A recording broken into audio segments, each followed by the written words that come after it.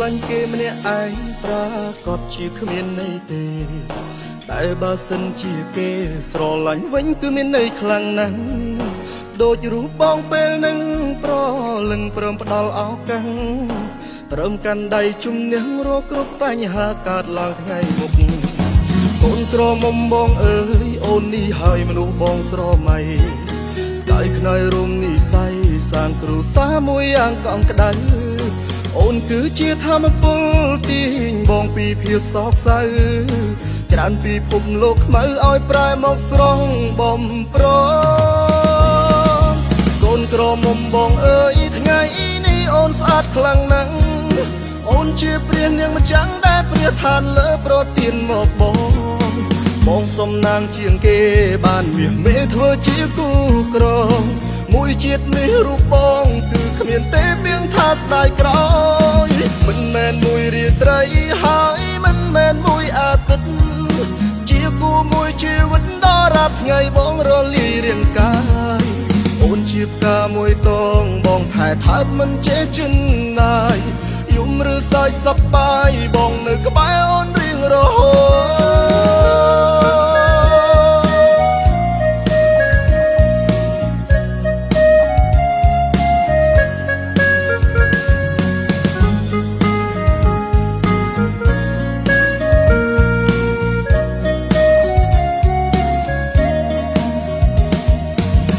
ក្រមុំបងអើយអូននេះហើយមនុស្សបងស្រមៃ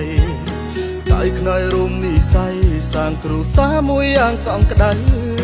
អូនគឺជាធម្មពលទាញបងពីភាពសោកសៅច្រើនពីភពលោកខ្មៅឲ្យប្រែមកស្រងបំប្រងកូនក្រមុំបងអើយថ្ងៃនេះអូនស្អាតខ្លាំងណាស់អូនជាព្រះនាងម្ចាំងដែលព្រះឋានលើប្រទានមកបងសំណាងជាងគេបានមាសមេធ្វើជាគូក្រង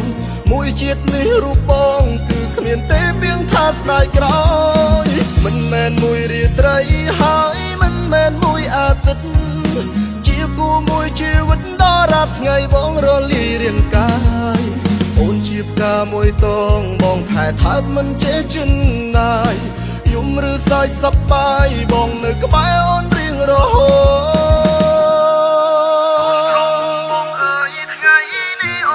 ខ្លាំងណាស់អូនជាព្រះនាងម្ចាំងដែលព្រះឋានលើប្រទានមកបងសំណាងជាងគេបានមាសមេធ្វើជាគូក្រងមួយជាតិនេះរូបបងគឺគ្មានទេពីងថាស្ដាយក្រោយមិនមែនមួយរាត្រីហើយមិនមែនមួយអាទិត្យជាគូមួយជីវិតដល់រាល់ថ្ងៃបងរលាយរាងកាយអូនជាផ្កាមួយតងបងថែថើបមិនចេះជិនណាយយំឬសើចសប្បាយបងនៅក្បែរអូនរៀងរហូតយំឬសើចសប្បាយបងនៅក្បែរអូនរ